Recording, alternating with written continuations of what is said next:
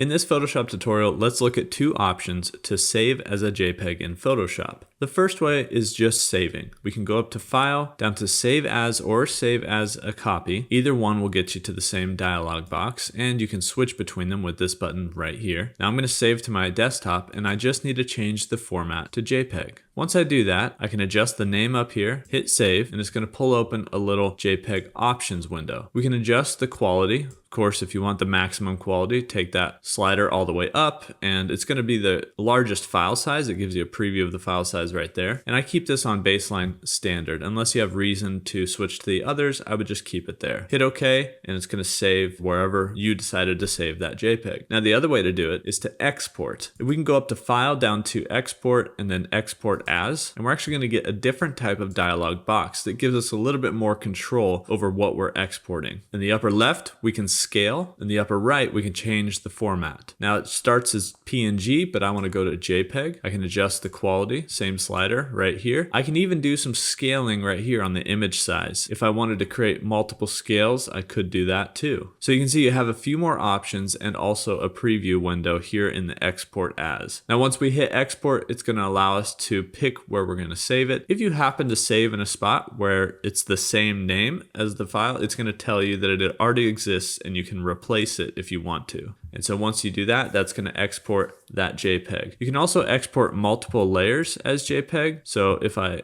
unclick this and just duplicate this, let's say these were two totally separate layers, I could select them both by holding Shift or Command and clicking the different ones, Control on PC. Right click, and I can actually go to Export As from right here. And you'll notice that each layer is going to pop in here. You can select all to make any changes to all the layers, or you could select individual ones. So if I wanted to export this one as JPEG, and then export another one as PNG, I could have two different file types for the two different layers, or I could export every layer as a JPEG really quick and easy here in Photoshop.